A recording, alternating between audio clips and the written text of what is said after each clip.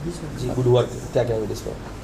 जी कल एक good work हुआ है जो सारनाथ थाने की पुलिस और साइबर एसीपी साइबर विदुष हैं और उनकी पूरी टीम द्वारा प्रतिबिंब पोर्टल के डेटा से हमें टिप मिली थी कि सारनाथ और पांडेपुर के बॉर्डर में पहाड़िया चौराहे के पास एक जगह है जहाँ पर एक कॉल सेंटर नुमा जगह का संचालन किया जाता है, जहाँ पर बाहर के लड़के लड़कियों को बंदी बनाकर रखा जाता है और उनसे टेली कॉलिंग कराई जाती है।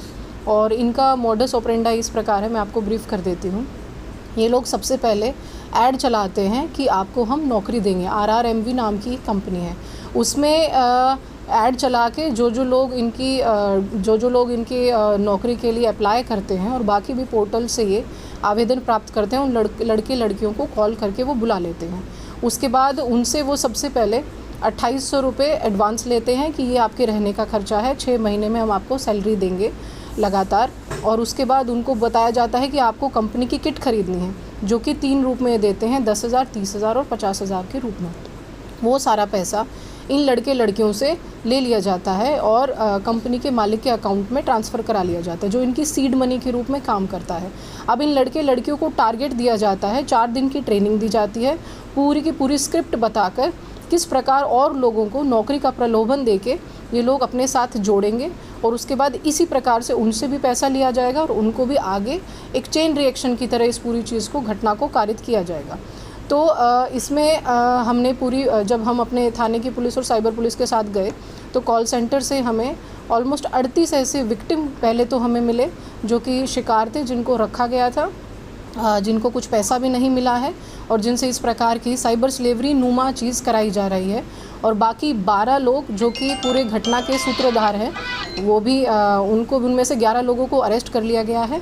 एक आदमी जो मालिक है वो अभी फ़रार है, जिसके लिए तफ्तीश जारी है और सारनाथ थाने पर सही धाराओं में मुकदमा पंजीकृत कर आगे की कार्रवाई की जा रही है। ये कॉल सेंटर में वर्क क्या करते थे टोटली? क्या कॉलिंग करके सिर्फ नौकरी का वो करना या कुछ और? जी तो कॉल सेंटर में ये जैसे चेन रिएक्शन की तरह पहले जो थर्ड पार्टी का डेटा यूज़ करके, मतलब जो बच्चे जहाँ आवेदन कर रहे हैं वो सारा डेटा लेके उनको कॉल करना, उनको बुलाना, उनसे पैसे लेना और फिर उनको यही टारगेट देना कि आपको भी आपकी तरह और लोगों को जोड़ना है और जितना आप उनसे पैसा लेंगे उसमें कुछ परसेंटेज कंपनसेशन के रूप में आपको पे किया जाएगा। तो केस बाय केस बेसिस पर इनको पेमेंट होती थी। कोई सैलरी या किसी प्रकार की फैक्ट्री गोडाउन कुछ भी कंपनी के पास नहीं है जिस प्रकार का उनको प्रलोभन दिया जाता है। बंदी और दबाव बनाकर रखा जाता था, कैसे क्या कुछ? जी, ये सारे जो लड़के लड़कियां हैं पूर्वांचल और ज़्यादातर बिहार से हैं और ज़रूरत के परिवारों से ये लोग हैं, जिनको 10,000 15,000 की नौकरी भी जिनके लिए बहुत मायने रखती है। उन बच्चों को और लड़के लड़कियों को बुला के और काफ़ी हैरेस भी किया जाता था, उनको इनकी मंशा के अगेंस्ट जाके रखा भी जाता था। उनको प्रलोभन दिया जाता था कि आप 1 महीने काम करिए फिर आपकी रेगुलर सैलरी आएगी, जिसके चक्कर में वो लोग कॉलिंग करते रहते थे और इस प्रकार साइबर स्लेवरी को घटना को अंजाम दिया जाता। मुख्य आरोपी कौन है? मुख्य आरोपी 2 भाई हैं, जिनमें से एक की गिरफ्तारी कल ही हो गई है और एक अभी उनकी हमको जानकारी है, उनको भी तुरंत गिरफ्तार कर लिया जाएगा, जो दोनों ओनर्स हैं कंपनी के। बरामदगी क्या क्या? बरामदगी में लैपटॉप है हमारे पास, फ़ोन्स हैं, सारा का सारा डेटा, फ़र्ज़ी कॉल जो लेटर ये लोग देते थे, जो फ़र्ज़ी दस्तावेज थे सारे वो, और कंपनी के अकाउंट्स जिसमें सारा पैसा जाता था, सभी की फ़र्ज़ी भी उनको फ्रीज़ भी किया गया। क्या कुछ कर मिलेगा?